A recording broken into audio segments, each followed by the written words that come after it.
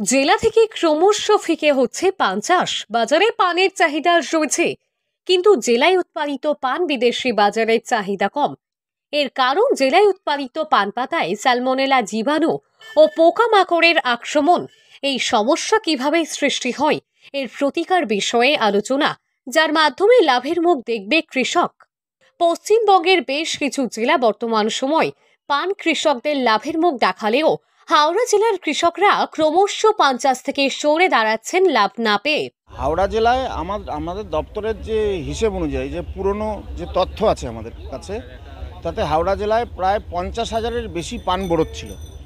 এক একটা বরজের অ্যাভারেজ মাপ হচ্ছে 10 কাঠা।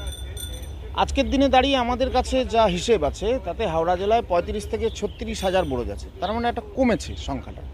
কমার পিছনে আমরা যে কারণগুলো দেখেছি এতদিন পর্যন্ত, মূলত হচ্ছে হাওড়ার পান কিন্তু বিভিন্ন জায়গায় যেত এবং বিদেশেও যেত।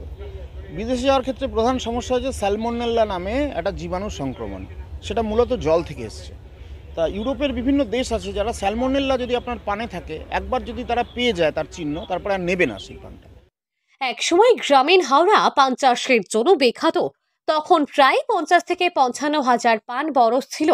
সেই সংখ্যা কমতে কমতে প্রায় অর্ধেক। পান চাষ কম হওয়ার প্রধান কারণ বাজার দর কমে যাওয়া এবং ফসল উৎপাদন সমস্যা।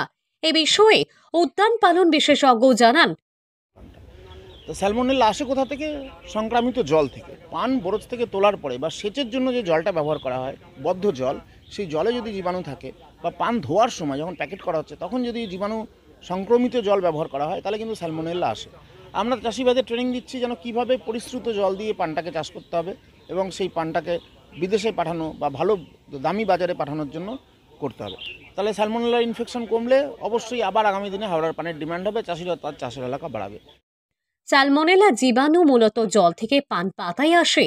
বদ্ধ জলাশয়ের জল পান চাষে ব্যবহৃত করলে অথবা পান পাতা বদ্ধ জলাশয়ে ধোয়া হলে সমস্যা হতে পারে।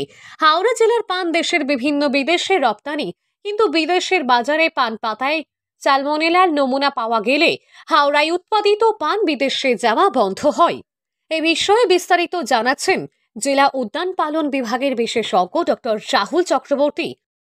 দুটো ছত্রাকের আক্রমণ। একটা ছত্রাকের নাম কোলেটোট্রিকাম, একটার নাম ফাইটোপথোরা।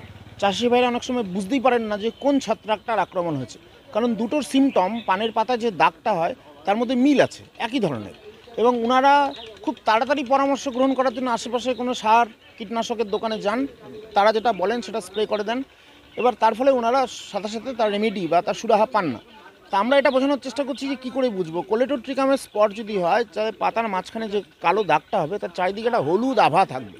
কিন্তু ফাইটোপথোরার দাগটা শুরু হবে পান পাতার কোনো একটি ধার বরাবর এবং তার চারিদিকে হলুদ আভাটা থাকে না।